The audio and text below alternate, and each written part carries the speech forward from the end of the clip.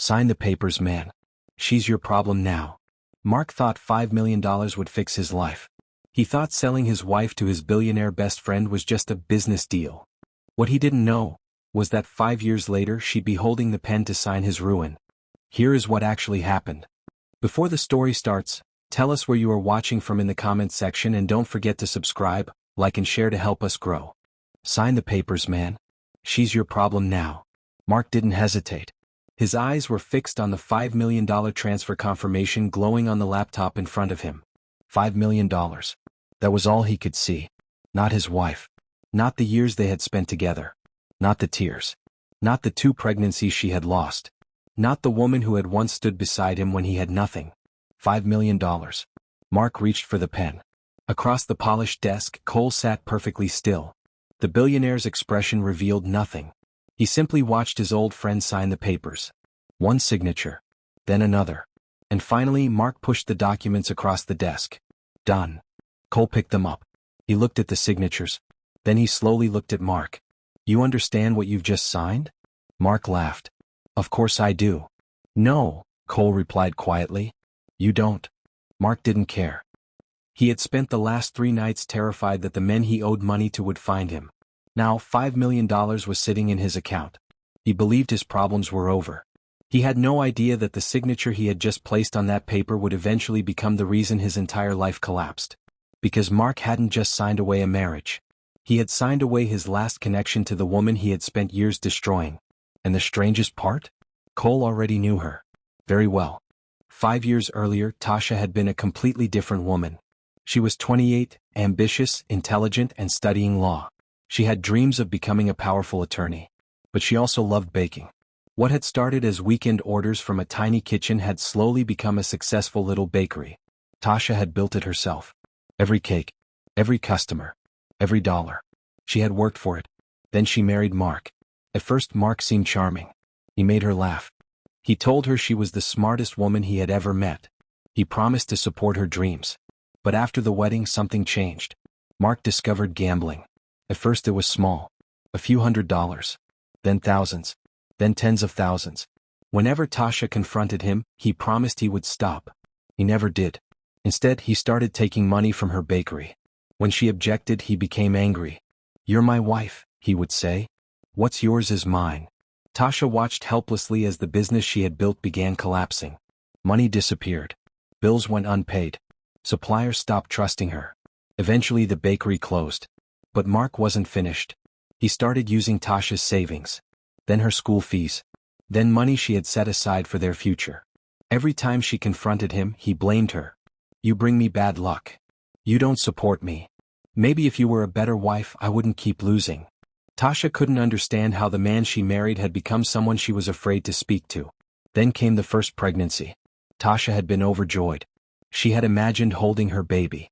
She had bought tiny clothes. She had even started planning the nursery. But after months of stress, arguments, and Mark's increasingly violent behavior, she lost the pregnancy. She cried for days. Mark barely acknowledged it. Instead, he told her she was being dramatic. The second pregnancy ended almost the same way.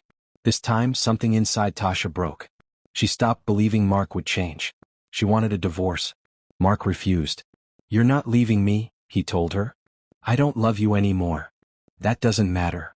It matters to me. Mark stepped closer. You're my wife. Those words became a prison. What Tasha didn't know was that someone from her past had quietly returned. His name was Cole.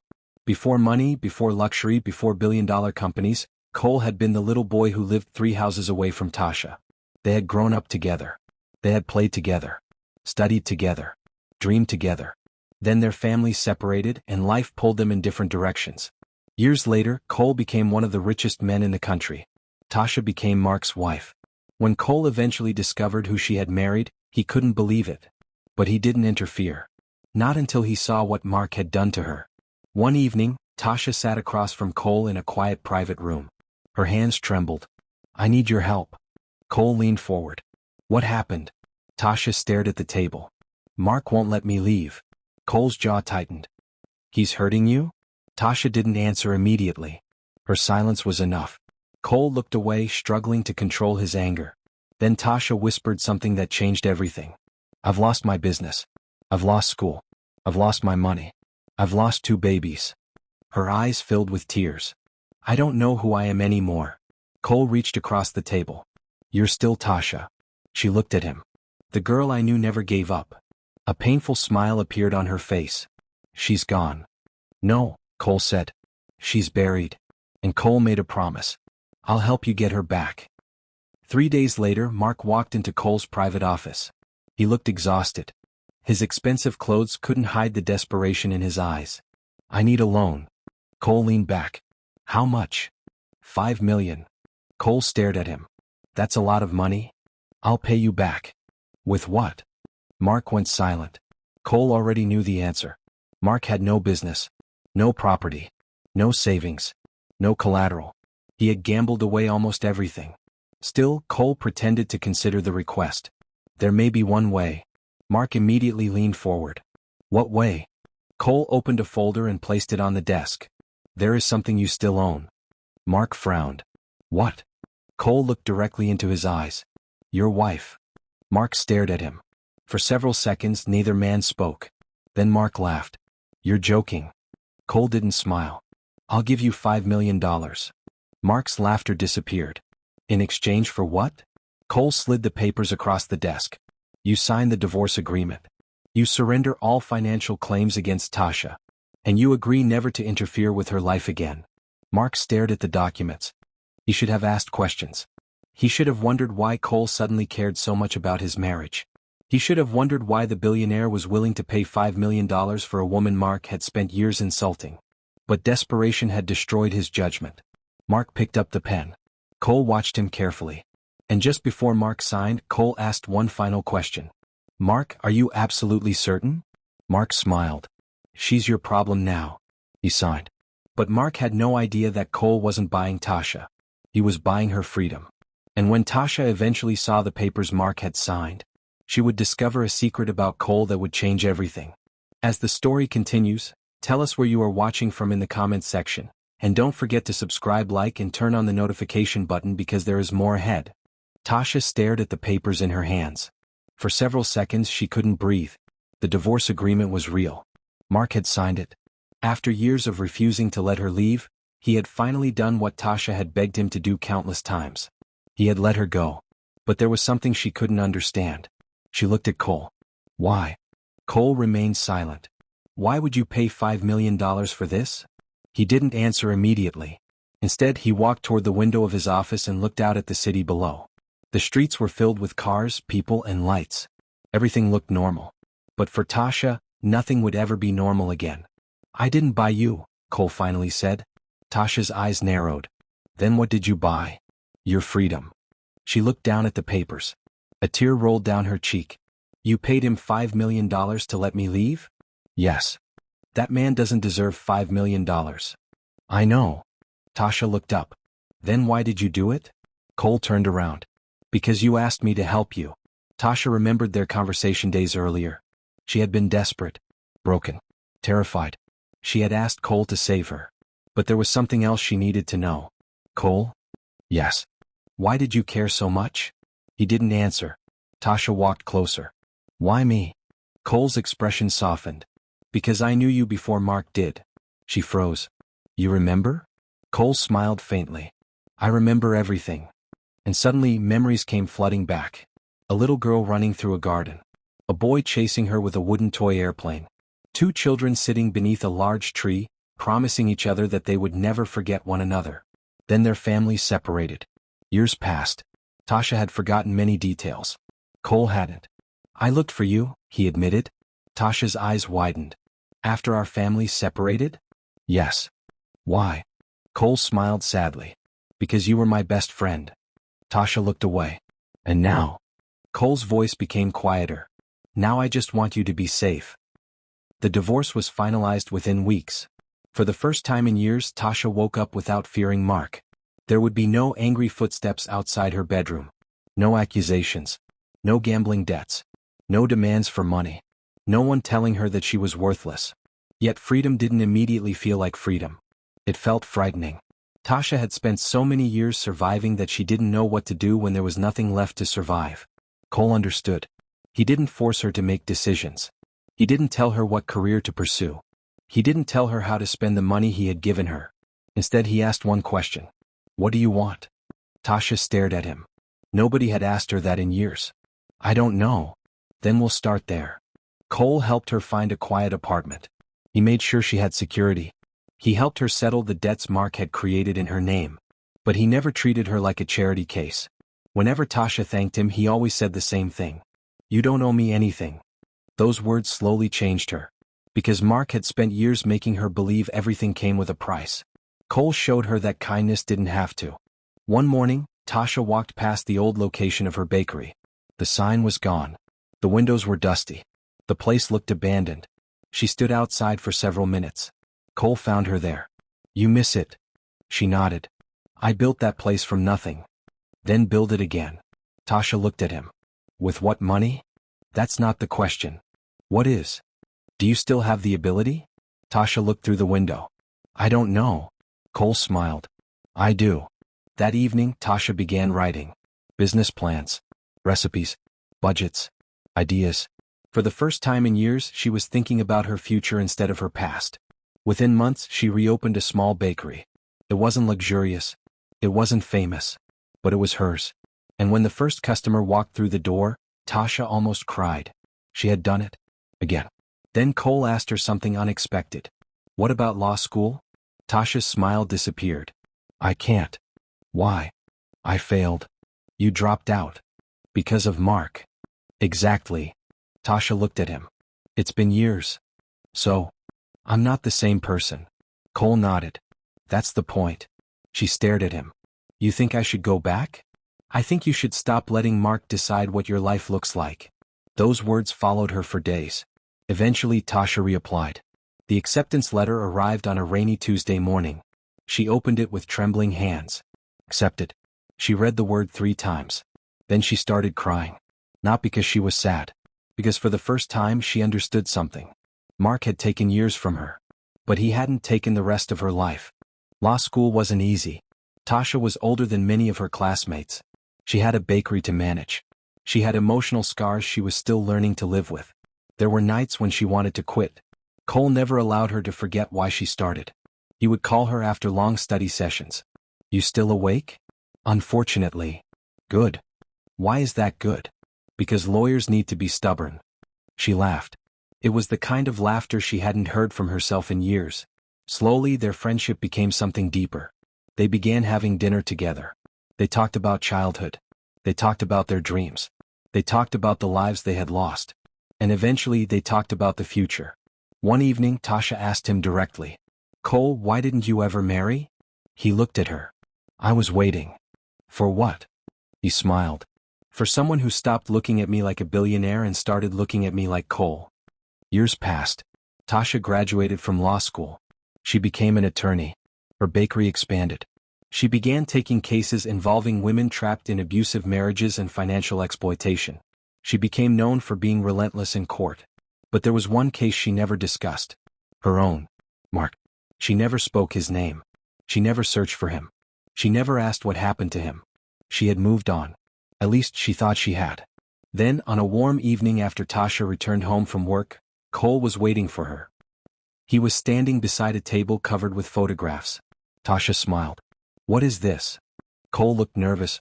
For the first time since she had known him, the billionaire looked genuinely uncertain. Tasha, we've known each other for most of our lives. She nodded. And you've become my closest friend. Another nod. I don't want to be just your friend anymore. Tasha's eyes filled with tears. Cole took her hand. I loved you when we were children. He paused. I loved you when I found you again. And I love you now. Tasha couldn't speak. Cole pulled a small box from his pocket. I don't want to rescue you. He opened it. I don't want to own you. His voice trembled. I just want to spend the rest of my life beside you if you'll let me.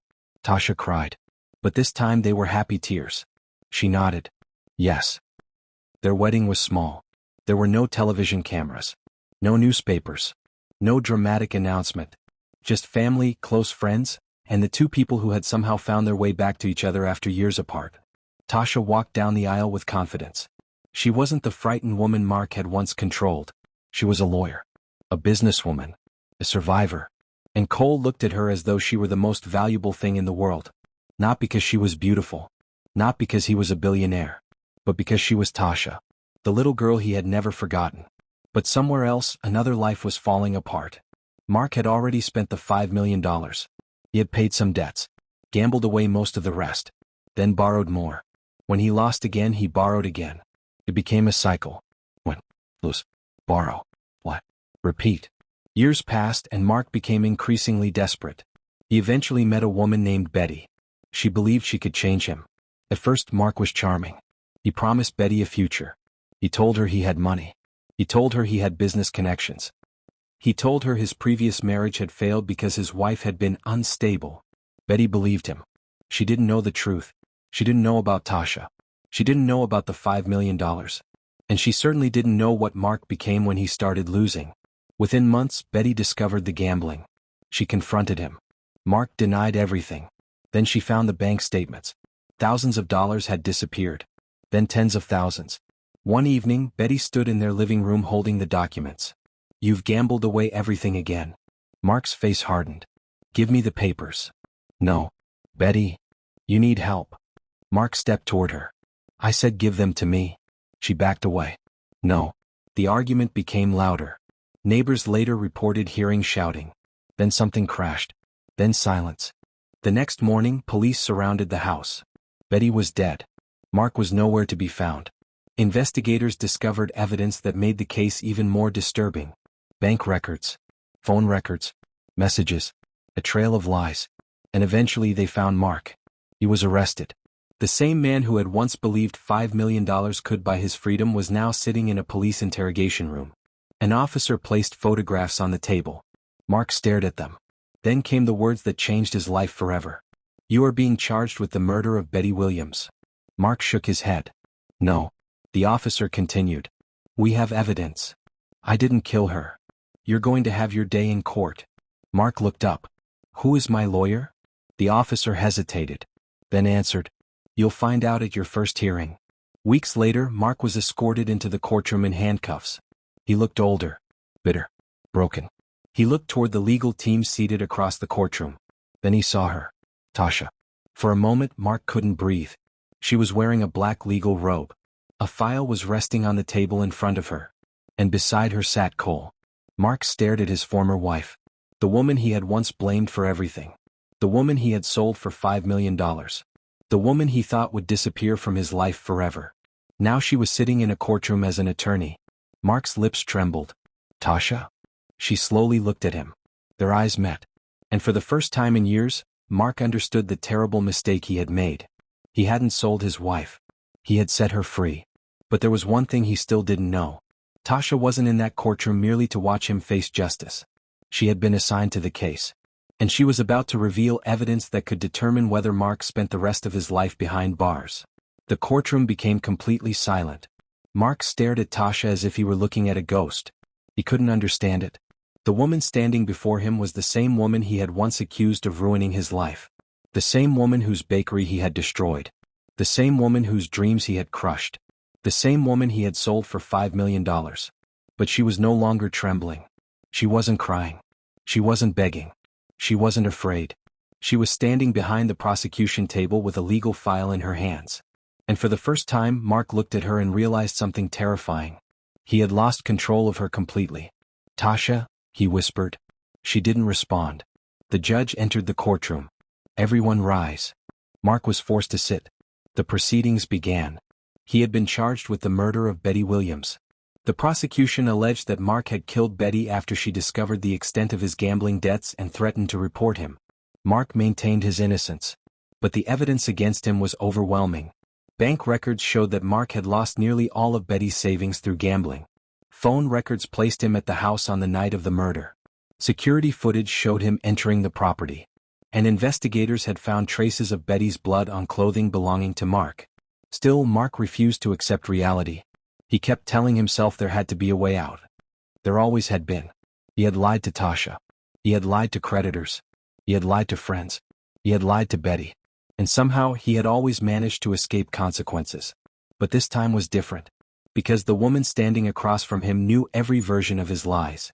During the first hearing, Mark's attorney argued that the evidence was circumstantial. He claimed there was no direct eyewitness to the murder. He suggested Betty could have been killed by someone else. For a brief moment, Mark smiled. Maybe he would escape again. Maybe he would walk out. Maybe the world would give him another chance. Then Tasha stood. The courtroom became quiet. She approached the witness evidence table. Your Honor, the prosecution would like to present Exhibit 17. The judge nodded. Tasha handed over the evidence. It was a financial record. Mark immediately recognized it. His face changed. The document showed a large transfer from Betty's account to an offshore gambling account. The transfer had been made hours before her death. Mark's attorney stood. Objection. Overruled, the judge replied. Tasha continued. There is more. She presented another document. Then another. Each piece of evidence revealed another part of Mark's story. Mark's gambling addiction. His financial desperation. His repeated attempts to obtain money. And most importantly, the lies he had told Betty shortly before her death. Mark began sweating. His attorney leaned toward him. Did you do this? Mark whispered. No. But even he no longer sounded convinced. Then Tasha introduced the final piece. A recording. The courtroom speakers came alive. Mark's own voice filled the room. You think you can leave me? Betty's voice followed. I've already told you. I'm done. Mark's voice became louder. You don't walk away from me. The recording ended. The courtroom fell silent. Mark looked at Tasha. His expression had changed. He finally understood. She had known him. Not the version he showed other people. The real Mark. The manipulator. The gambler. The angry husband. The man who always blamed someone else for his failures. And now she was exposing him. Not because she hated him. Because she had evidence. The judge ordered the recording admitted. Mark's attorney lowered his head. There was very little left to argue. But then Mark did something nobody expected. He asked to speak. The judge allowed him. Mark stood slowly. His eyes remained fixed on Tasha. You hate me. Tasha shook her head. No. You ruined my life. Tasha's expression remained calm. I didn't ruin your life, Mark. You took everything from me. No. She looked directly at him. You did. The courtroom became completely silent. You gambled your money. You gambled my money. You destroyed the bakery. You destroyed our marriage. You lost the pregnancies. You blamed me. You borrowed money. You lied. You kept choosing the same behavior. Her voice remained steady.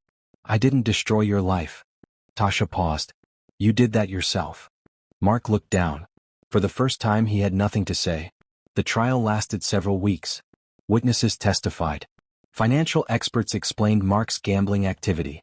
Investigators presented forensic evidence. Betty's family described the devastation caused by her death. And Tasha presented the evidence that connected the pieces together. The jury deliberated for hours. When they finally returned, Mark stood. The foreperson looked at him. On the first count, the verdict was guilty. Mark's knees almost gave way. On the second count, guilty. On the third count, guilty. And finally, on the charge that mattered most, guilty. Mark closed his eyes. His entire body went still. He had spent years believing that money could solve every problem. That someone else would always rescue him. That every consequence could be escaped. Now there was nowhere left to run. At sentencing, the judge looked down at Mark.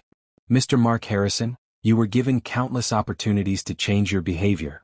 Mark stared at the floor. You chose gambling over responsibility. You chose manipulation over honesty.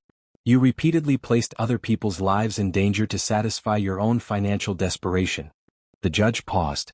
And a woman lost her life. Mark's eyes filled with tears. The judge delivered the sentence. Life imprisonment without the possibility of parole. The words echoed through the courtroom. Mark closed his eyes. Life. Behind bars. No second chance. No gambling table. No borrowed money. No desperate promises. No escape. As the officers approached him, Mark looked toward Tasha one final time. Please. She stood silently. I'm sorry. Tasha looked at him. I believe you are. Mark stared at her. Then help me. Tasha shook her head. I already did. He frowned. What do you mean? I gave you chances. She paused. You wasted every one. The officers took Mark away. Outside the courthouse, Tasha stood beside Cole. The evening sun was beginning to disappear behind the buildings. Cole looked at her. How do you feel? Tasha thought for a moment. Free. Cole smiled. You've been free for years. She shook her head. No. She looked back at the courthouse. I was divorced years ago. But today was different. Cole waited. Tasha smiled. Today I finally stopped carrying him. Cole took her hand. They walked away together. That night, Tasha returned home and opened an old wooden box. Inside were photographs from her childhood. There was one photograph she hadn't seen in years. A little girl stood beside a little boy beneath a tree. Tasha smiled. It was her and Cole. Two children who had once promised never to forget each other. Life had separated them. Then somehow, after years of pain, it had brought them back together. She closed the box. Cole walked into the room. You okay? Tasha nodded. I'm better than okay. He sat beside her. What are you thinking? She smiled. About how strange life is. How? Mark thought he was selling me. Cole looked at her. But he was actually signing my freedom papers. They both laughed softly. Tasha leaned against his shoulder. He gave me the one thing I couldn't give myself. What? The courage to leave. Years later, Tasha became one of the most respected lawyers in her city. Her bakery continued to grow. She also established a foundation that helped women rebuild their lives after financial abuse. She never called it revenge. She called it restoration. Whenever someone asked her why she chose that path, she always gave the same answer. Whenever someone asked her why she chose that path, she always gave the same answer. Because I know what it feels like to lose everything and believe your life is over. Then she would smile. And I know what it feels like to discover that it isn't. Cole remained beside her. Their marriage grew stronger with every year. They traveled. They built businesses. They helped people. And most importantly, Tasha finally learned how to live without fear. Mark spent the rest of his life in prison. He never gambled again. Not because he had changed overnight, but because the prison walls had finally taken away the one thing he had always depended on. Access to money. Access to victims. Access to excuses. He eventually learned that the $5 million he had once celebrated had disappeared within months. It had never saved him. It had only delayed the consequences. And the woman he had sold? She had become everything he claimed she could never be. Successful. Independent. Loved. Respected. And free. One evening years after the trial, Tasha stood outside her bakery. She watched customers laughing inside. She looked at the law office across the street that carried her name. Then she looked at Cole, who was waiting for her beside their car. She smiled. For years, she had believed Mark had taken her life from her. Now she understood the truth. He had only taken a chapter. Not the whole story. Tasha walked toward Cole. He opened the car door for her. Before getting inside, she looked back at the bakery one last time. Then she smiled. Because the woman Mark had once called useless was now living a life he could never have imagined. The woman he had once blamed for his failures had become a successful lawyer. The woman he had abused had become a voice for others. The woman he had sold for $5 million had rebuilt everything he destroyed. And the man who thought money could buy his way out of every mistake had spent the rest of his life paying for them. Final narration. Sometimes, the person who tries hardest to destroy you unknowingly becomes the reason you discover your strength. Mark thought $5 million would fix his life. Instead, it bought Tasha her freedom. He thought he was getting rid of his biggest problem. Instead, he lost the woman who had once believed in him. And years later, when he stood before a judge facing the consequences of his own choices, Tasha wasn't standing there as the broken wife he remembered. She was standing there as the woman he had failed to destroy. Because sometimes the greatest revenge isn't watching someone suffer. Sometimes it's rebuilding your life so completely that the person who hurt you becomes nothing more than a chapter you no longer need to read. And Tasha had finally turned the page. Thank you for watching. Don't forget to subscribe, like, and turn on your notification to help us grow. The end.